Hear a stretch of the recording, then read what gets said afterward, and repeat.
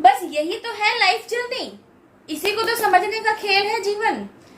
अब सवाल आता है कि क्या आपकी लाइफ से जुड़ी हर छोटी बड़ी परेशानी की जड़ आपकी ही ब्लड लाइन में किसी न किसी पेन का कैरी होना है? और दूसरा प्रश्न जो खड़ा होता है, तो क्या इन्हीं सारी परेशानियों, दुख, दर्द, कष्ट, पीड़ा, इन सभी का निवारण ब्लड लाइन की हीलिंग में ही छिपा है? जी हाँ, बिल्कुल। आपके पहले सवाल का जवाब, अगर आप किसी भी तरीके के पेन में हैं, ये पेन किसी भी तरीके का हो सकता है। When you are suffering from finance related problem, तो this is the sign कि आप अपनी लाइफ में पैसा न होने का पेन झेल रहे हैं।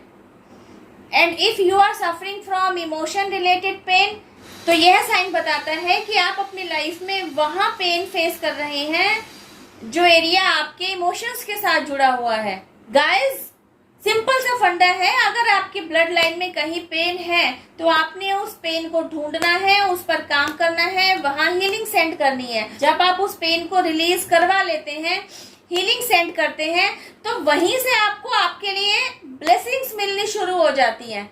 इस चार्ट को बहुत मेहनत से बनाया गया है, आप जूम करके इस चार्ट को देख सकते हैं। अब सवाल आता है कि क्या सभी की ब्लड लाइन में किसी ना किसी तरीके का पेन कैरी फॉरवर्ड हो रखा होता है? तो उसका जवाब है नहीं। आप इस चार्ट के माध्यम से इजीली समझ सकते हैं कि अगर आपकी ब्लड लाइन में किसी तरीके का पेन कैरी हो रखा है तो आपको ब्लेसिंग्स तक जाने की बकायदा एक पूरी जर्नी तय करनी पड़ती है। वहीं अगर आपकी ब्लड लाइन में किसी तरीके का कोई पेन नहीं है तो आप सीधे ही ब्लेसिंग्स को अट्रैक्ट कर रहे होते हैं। आपका सवाल, if there is no any kind of pain in your blood line, then what are you doing here? If you are receiving blessings directly, then what are you doing here? बस यही तो है लाइफ जर्नी, इसी को तो समझने का खेल है जीवन। अगर आपकी ब्लड लाइन पर आज की तारीख में किसी तरीके का पेन कैरी नहीं हो रखा है और आप आज की तारीख में एक ब्लिसफुल लाइफ जी रहे हैं, तो आप यहाँ क्या कर रहे हैं? यहाँ आपकी ब्लड लाइन से जुड़े हुए ऐसे बहुत सारे टॉपिक हैं जिनके बारे में आपके द्वारा जानना बहुत जरूरी है, लेकिन सारे ही टॉपिक्स को एक ही वीडियो में कवर किया जाना मुश्किल है। तो एज सुन एज पॉसिबल हर वीडियो में कोई ना कोई टॉपिक कवर किया ही जाता रहेगा, आपको हेल्पफुल मैसेज प्रोवाइड किए ही जाते रहेंगे।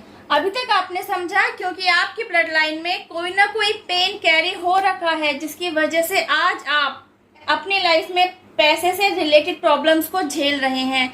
आज आप अपनी लाइफ में इमोशंस रिलेटेड प्रॉब्लम्स भी फेस कर रहे हैं।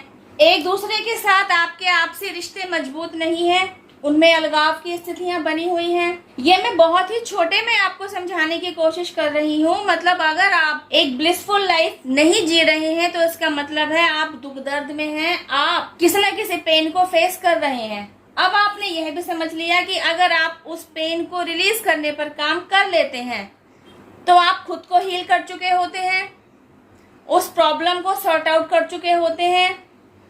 अगर यह पेन आपके ब्लड लाइन में कैरी हो रखा है तो आपने क्योंकि खुद को हील करना सीख लिया होता है, तो आपने अपनी एंसेस्ट्रल हीलिंग भी सीख ली होती है और आपने अपनी ब्लड लाइन को भी हील कर लिया होता है। यह सारे काम करके आप न केवल डिवाइन की तरफ से ब्लेसिंग्स रिसीव करना शुरू करते हैं, बल्कि आप अपने एंसेस्टर्स की तरफ से भी ब्लेसिंग्स को रिसीव करने के पात्र बन जाते हैं।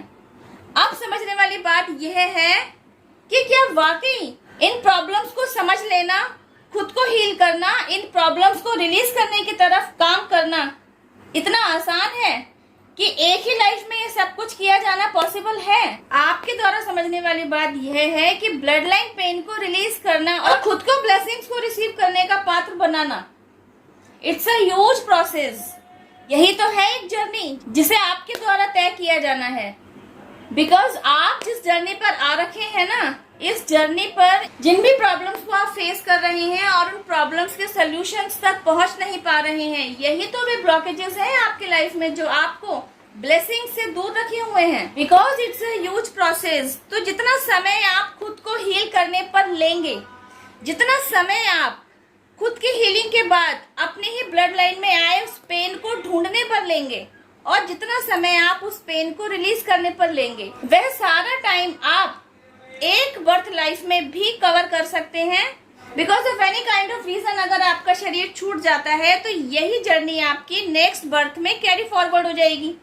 यही काम तो करने आप आए हुए हैं। अब अगर आप यह काम इसी जर्नी पर कर लेते हैं तो एक तो यह काम आगे फॉरवर्ड नहीं होगा, दूसरा क्योंकि आपने अपने ब्लड लाइन को हील कर लिया होता है तो पुराने जो भी कार्मिक अकाउंट्स होते हैं, जो भी आपकी ब्लड लाइन में ब्लॉकेजेस आ रखी होती हैं, आपने उनको हील कर लिया होता है। क्योंकि आपने अपने एंसेस्टर्स को भी हीलिंग सेंड की होती है तो उनके आगे की सोल ग्रोथ के रास्ता भी आपने खोल दिया होता है। खुद को डिवाइन ब्लेसिंग्स और एंसेस्ट्रल ब्लेसिंग्स को रिसीव करने का पात्र बना लिया होता है। इवन आपने अपने आगे आने वाली ब्लड लाइन के लिए कर्स फ्री एटमोस्फेयर क्रिएट कर दिया होता है। मतलब अब आपकी ब्लड लाइन में आने वाला वंशज भी खुशहाल जीवन जिएगा, सुखी और समृद्ध जीवन जिएगा, पैसे की तंगी से कोसों दूर रहेगा। अब सवाल यह आता है कि अगर आप यही सब कुछ काम करने आए हैं तो आप खुद को हील करने की तरफ शुरुआत में ही क्यों नहीं चल पड़ते? क्योंकि आप किसी न किसी कार्मिक अकाउंट के तहत भी यहाँ पर हैं। जब तक वह कार्मिक अकाउंट रिलीज नहीं होगा आप खुद को हील करने की तरफ चलेंगे ही नहीं। इट इज द प्रोसेस, यही है वह प्रोसेस। पहले आपके सारे कार्मिक अकाउंट्स रिलीज करवाए जाएंगे, आपको खाली कर दिया जाएगा। खुद को हील करना इट्स अ ह्यूज प्रोसेस और आपको हीलिंग की तरफ लेकर आना it is also a huge process. It is not a easy task. यह दोनों ही काम आपके द्वारा तब किए जाते हैं जब आपको डिवाइन की तरफ से जोरदार धक्का मिलता है। यही तो है वह टावर मूवमेंट जिसे फेस कर लेने के बाद आप डिवाइन ब्लेसिंग्स रिसीव करने लगते हैं। टावर मूवमेंट फेस करना और डिवाइन ब्लेसिंग्स को रिसीव करना यह भी अपने आप में एक ह्यूज प्रोसेस है। जब आप ये दोनों काम कर चुके होते हैं तब न केवल आपकी बॉडी लैंग्वेज बदल जाती है बल्कि आपकी पूरी लाइफ पॉजिटिवली टर्न हो चुकी होती है। आपकी लाइफ में एक मेजर शिफ्ट ला दिया गया होता है। इस शिफ्ट के बाद ही आप एक ब्लिसफुल लाइफ को जीना शुरू करते हैं। आपको समझ में आता है कि आपको यहाँ तक पहुँचाने में पूरे डिवाइन रियल्म की कितनी महत्वपूर्ण भूमिका रही है।